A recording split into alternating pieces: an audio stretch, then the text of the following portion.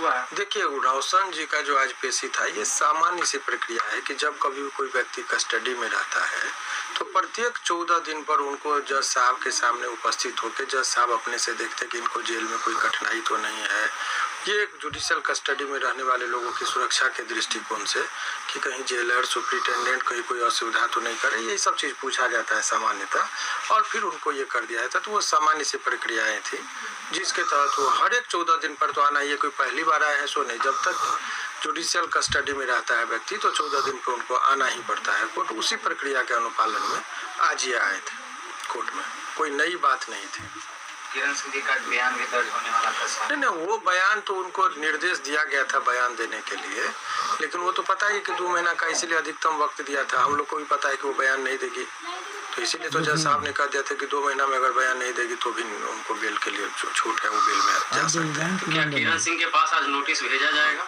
नहीं, डेट के लिए नोटिस का वो प्रोसिक्यूशन है, उनको जो केस जो करते हैं जी, तो उनका आप खुद तत्पर रहना पड़ता है कि हमारी गवाही हो जाए। वो कस्टडी में है तो कस्टडी में है तो उनके तरफ से सरकार के वकील होते हैं पीपी साहब, तो उनका काम होता है कि आगे वो बढ़ाएं सारे चीज़ों को, तो वो चीज़ देखा जाता है।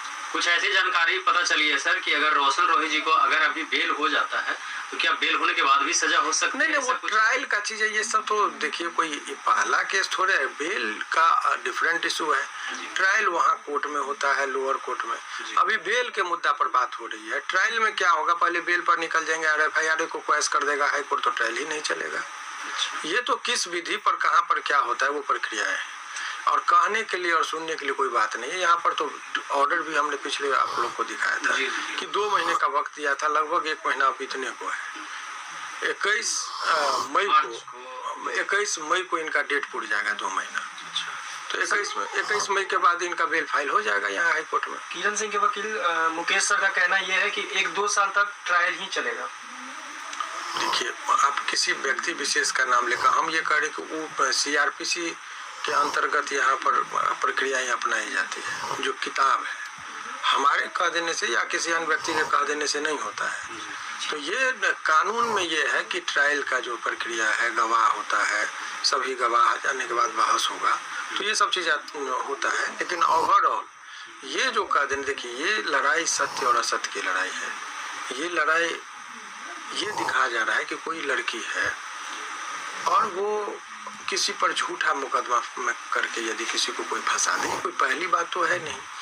तो जब कोई आदमी किसी को फंसा दे तो उसको निकालने के लिए जो कानूनी प्रावधान है उसके अंतर्गत काम किया जा रहा है, उसको निकालने के। देखिए, जो पीड़िता है उनका बयान आप सुनेंगे तो बयान से भी लोग तो इतना बात, उनके भाषा का मर्यादा जो है, जैसे वो बिट्टू जी हैं उन पर भी उनका वो व्यक्तिगत टारगेट होता है।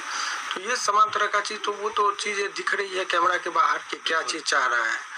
और कोई आदमी यदि जेल में हो बंद, तो जेल में से वो क्या कर सकता है? अभी तो भाई वो निकलने का ही बताएगा। जज साहब के सामने सारी बातें को रखा गया, इसीलिए तो जज साहब कन्विंस भी हुए कि नहीं निर्दोष है भाई, लेकिन चलिए इनकी गवाही का बात है तो तुम राइट और रॉन्ग जो तुमको गवाही देना है दे दो, गलत सही खिलाफ में देना है कि सपोर्ट में देना है, कुछ भी तुम गवाही दे दो, इसको हम छोड़ देंगे। सही बात। तो और हमने कहा जज साहब को कि हुजूर यदि इनके स्वेच्छा पर होगा तो ये 5 साल गवाही नहीं देगी तो क्या 5 साल तक बेल नहीं मिलेगा? इसीलिए जज साहब ने कहा कि नहीं ऐसा नहीं हो सकता, अधिकतम टाइम इनको 2 महीने का देते हैं। अगर 2 महीने में टाइम ये गवाही नहीं देती है तो आप मेरे पास आ जाइए। तो हम कोर्ट को कहेंगे कि देखिए हुजूर 2 महीने का वक्त दिया गया था, नहीं आई है, अब इनको छोड़ दिया।